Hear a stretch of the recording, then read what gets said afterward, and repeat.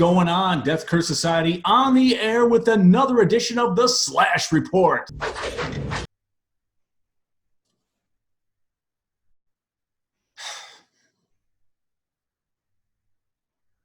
Episode 5 opens with Negan, freshly escaped from Alexandria, out in the woods, when the strange kid Brandon shows up. He shows up and Negan's like, whatever, I guess 2 is better than 1 in this kind of scenario. And, the kid is just obviously enamored with who Negan is or who Negan was and the survivors and the sanctuary and all of it. Reveals that in his backpack he's got a brand new Lucille bat he made for Negan, and he's got Negan's leather jacket in there. Negan's like, reel it in a little bit. Let's keep that hidden. We don't need to be letting everybody know who I am at this point.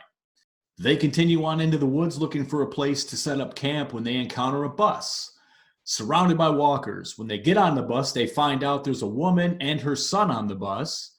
They quickly dispatch all the zombies, and we have some more people to band up with. The more the merrier at this point. It looks like Negan's on his way to rebuilding his next sanctuary. Although it seems to be a cleaner and friendlier Negan this time. Negan and Brendan relax on the bus, and Brendan starts discussing, where does he think the lady and her son are hiding the supplies and the weapons that they obviously have somewhere. And Negan's looking at him like, yeah, you fucking kidding me, man? It's just a chick and a boy. Brandon sees them as dead weight and decides he's going to take a tire iron and lighten the load a bit. Negan grabs him and says, hey, listen, it's going to get messy out there. Why don't you go back to camp? I appreciate everything you've done for me, but I'm better off going on alone. So you go back to camp. I'll be fine. Brandon says, hey, I'm not a great liar. What do you think I should tell him? Which brings Negan back to Negan. He says, all right, new plan. I don't give a shit where you go, as long as I don't got to look at your stupid face anymore. And the kid tells him, yeah, you're just like all the rest of them. And he leaves.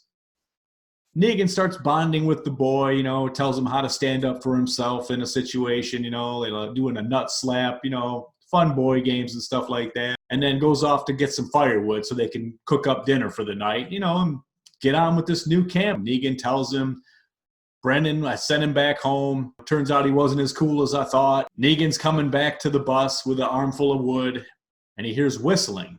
He gets around the side of the bus, and there's Brandon standing there with the tire iron next to the corpses of the mother and the boy. Pretty heavy, man. And he's telling Negan, I thought about it. I figured you were testing me. That's how you did it before, right? You used to test all your followers, right?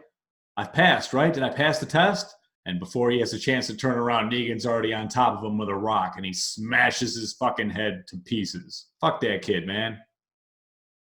Don't need that kind of negativity in this zombie apocalyptic world, do we?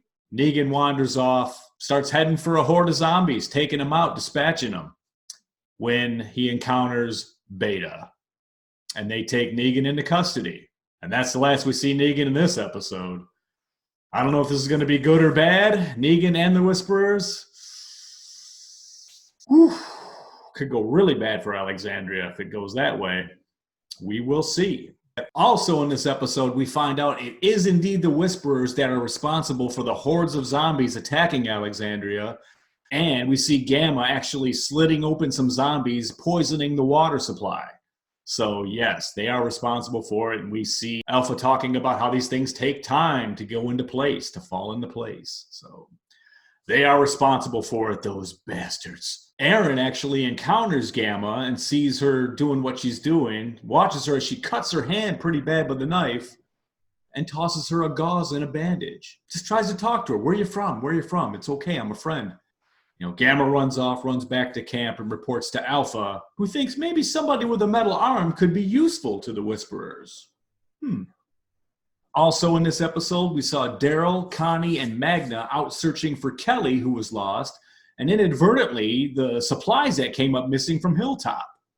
Well, lo and behold, it turns out Magna and Kelly have been lifting supplies. Daryl questions Connie to ask if she knew about this missing supplies and that they were taking them. They just tell Daryl that, look, we'll explain to the people that we found the stuff out in the field. And Daryl just kind of shakes his head and lets it go.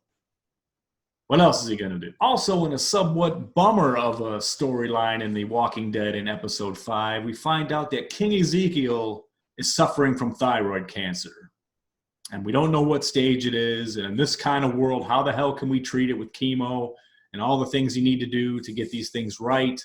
Siddiq promises he'll stand with him and help him, and he should talk to Carol and try to see, let her know so she could help him too.